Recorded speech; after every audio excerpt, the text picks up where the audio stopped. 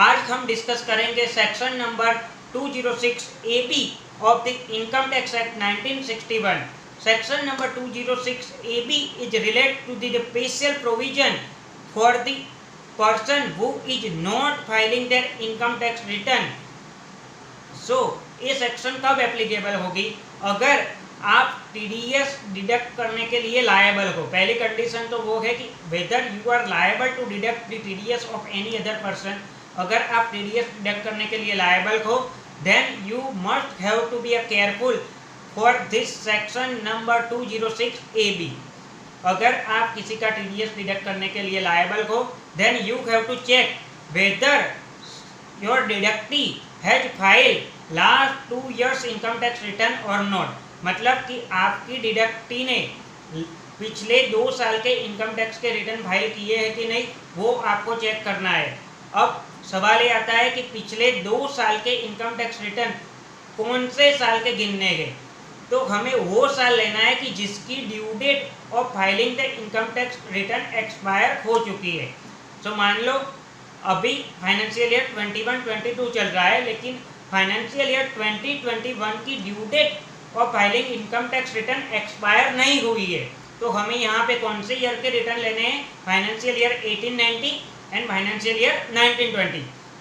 अगर आपके किसी डिडक्टी ने financial year 18-19 and financial year 19-20 के इनकम टैक्स रिटर्न फाइल नहीं किए थे, जिसकी की due date of filing the income tax return under section 139 is already expire, and दूसरी कंडीशन क्या है कि वह डिडक्टी के केस में वो दोनों ईयर, मतलब फाइनेंशियल ईयर 18-19 एंड 19-20 दोनों ईयर का टीडीएस एंड टीसीएस 50,000 या उससे ज़्यादा है, तो as a deductor you have to deduct the TDS higher of the following. Number 1, twice of the rate applicable as per the act. Number 2, twice of the rate in force, and number 3, 5%. So whichever is higher from the above 3 is your rate of TDS under section 206 AB. And one more thing is this section is not applicable for the salary transaction. So अगर आपको 192 में deduction करना है TDS का, तो ये section लागू नहीं होगी। लेकिन अगर आप अदर देन सैलरी का पेमेंट कर रहे हो, मान लो section 194C, 194H, 194I, 194J में, और अगर ये दोनों कंडीशन फुलफिल होती है, मतलब कि पिछले दोनों साल में टीडीएस और टीसीएस जो कि 26 AS में दिख रहा है, वो दोनों सालों में 50,000 या उससे ज़्यादा है, एंड डिडक्टी ने दोनों सालों का रिटर्न फाइल नहीं किया है, या both the condition are fulfilled, then as a deductor you have to deduct the TDS as a higher rate.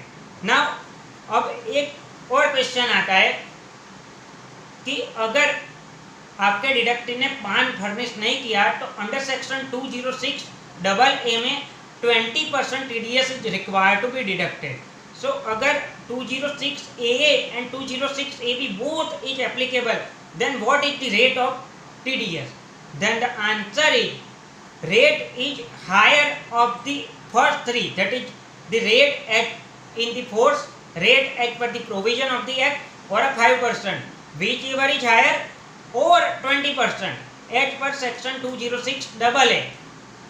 So first 3 whichever is higher and 20%, you have to compare first 3 and 20%, whichever is higher is the rate of TDS under section 206 AB. Now अब हम example से समझते हैं। मान लो कि आपको section 194C में 1% किसी का टीडीएस डिडक्ट करना है, और उसने पिछले 2 साल का इनकम टैक्स रिटर्न फाइल नहीं किया है, और उसकी ड्यू डेट एक्सपायर हो चुकी है, और उसके 26 ईयर्स में उसका टीडीएस एंड टीसीएस मिला के दोनों सालों का 50,000 से ज़्यादा हो रहा है। तो आपको सेक्शन 194C में कौन से रेट के टीडीएस कट करना है? Higher of first 3, rate applicable at per the act. So what is the rate applicable? 1% if it is a individual और एक्चुअल। मान लो कि वह इंडिविजुअल है, तो 1% एप्लीकेबल होगा। Next is what is the rate of force?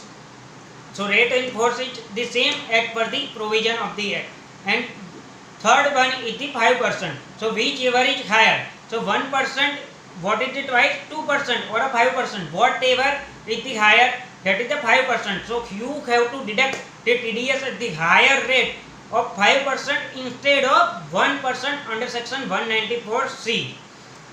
Now अगर वह डिडक्टी ने आपको 5 फर्निश नहीं किया है तो क्या कंडीशन लगेगी?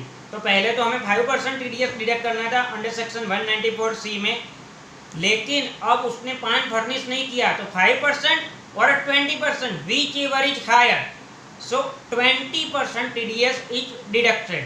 सो this is the cruciality of section 206AB. लेकिन एक बात बताओ कि किसी को घबराने की जरूरत नहीं है, क्योंकि जिसका भी टीडीएस पिछले 2 साल में 50,000 या उससे ज़्यादा होगा वो बंदा अपना इनकम टैक्स रिटर्न जरूर फाइल करेगा. ऐसे बहुत कम सिनारियो मिलेंगे, कम केसेस मिलेंगे कि जिसने पिछले दोनों सालों का रिटर्न फाइल नहीं किए होंगे. तो यहाँ पे वो भी चीज़ समझनी है कि पिछले दोनों सालों में टीडीएस और टीसीएस दोनों मिला के 50,000 से ज़्यादा होना चाहिए. अगर एक साल में भी 50,000 से कम होगा तो ये सेक्शन एप्लीकेबल नहीं होगी. और उसने दोनों सालों का रिटर्न फाइल नहीं किया होना चाहिए. अगर एक साल का भी रिटर्न फाइल किया है तो भी ये सेक्शन एप्लीकेबल नहीं होगी. So I think in most of the SME cases even 90 to 95% of your clients will not have the applicability of section 206AB. So I hope you will understand this. Thank you.